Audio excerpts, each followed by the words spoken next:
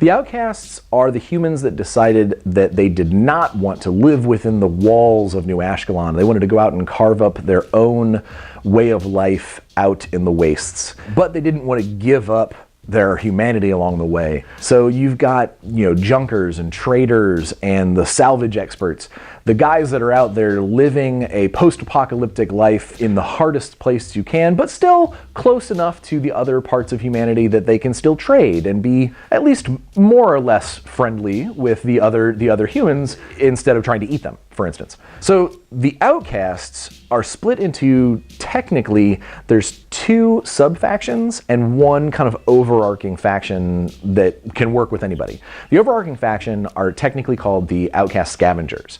And these are your post-apocalyptic junk and salvage experts. They find a way to make the most out of whatever they can find, trade, steal, or raid, slapping together their weaponry. They've got a way on the battlefield to pick up the spare parts that people have left behind and kind of add it to their own stuff, making it even cooler as they go. Whether it's the boomerang throwing children that they train from the beginning to be harassment forces, all the way up to the warlords and the single, probably one of the most recognizable models in Dark Age, Mongo, the Titan Brute. 20 some odd feet of muscle and brute force that clobbers you with slabs of concrete that are about the same size as a car.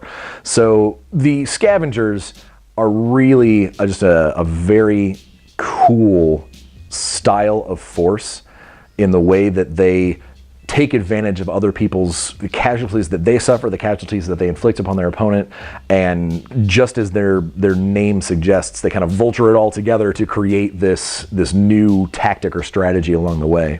Now, one of the sub-factions that sprouts off from the Outcasts, the Slavers of Chains Barrow. One of the things that the Slavers decided along the way is trading and raiding and ambushing and salvaging. That's all fine, that's well and good.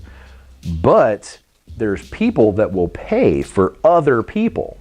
And so they created their own little business of slaving, allowing them to basically capture others and put them to work either in gladiatorial pits or as labor forces, or in some cases possibly as food. Slavers don't ask questions. The slavers are singularly, amongst all the forces of Samaria, they have the worst reputation of being a hell that you don't ever want to survive to see. So they actually have the ability to put panic on anybody that they can. Even people who are not normally allowed or able to be afraid or feel fear, the slavers have a way to instill that in them. They use that panic, they use that fear to their absolute advantage, and they punish people. If you're an opponent of a slaver and you have started to be put on the back pedal, you are exactly where the slavers want you, and they will just gonna keep on pushing until they topple you over. The last Outcast sub-faction, the Salt Flat Nomads. Whereas the scavengers and the slavers, they still use a lot of technology and they still, cobble together things from the from human society or from the remnants of other communities.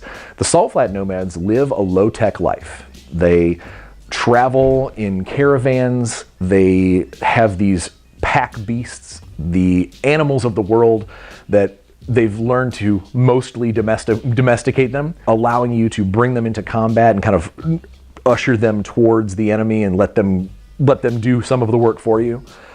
But they also have this sort of sense of personal honor that by living in the tribe and living in the family, these nomadic tribes, that when they see their cousins and brothers and sisters fall, they actually get pumped up. They have a technique called the vengeance counter that allows them to basically take advantage of their own losses and let those losses fuel the fury and the ability of their existing forces. Whether it's, crossbowmen, crossbow wielding tribal warriors that just want to be able to take that extra aim, or if it's all the way up to the Blade Lord Benderin Dersh himself, who is a fencing master with a semi-mystic sword that he believes talks to him to tell him his destiny.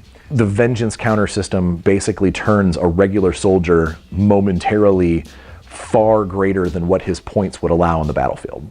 So the Outcasts, collectively, they are a very cool aesthetic. They're that post-apocalyptic feel that you want out of this kind of game, but they definitely have got their own unique aspects. Just a very, very flavorful faction, and when you field them, you'll find that right kind of finesse and that right kind of synergy between the different forces, and you should be able to bring some pretty serious pain to your foes.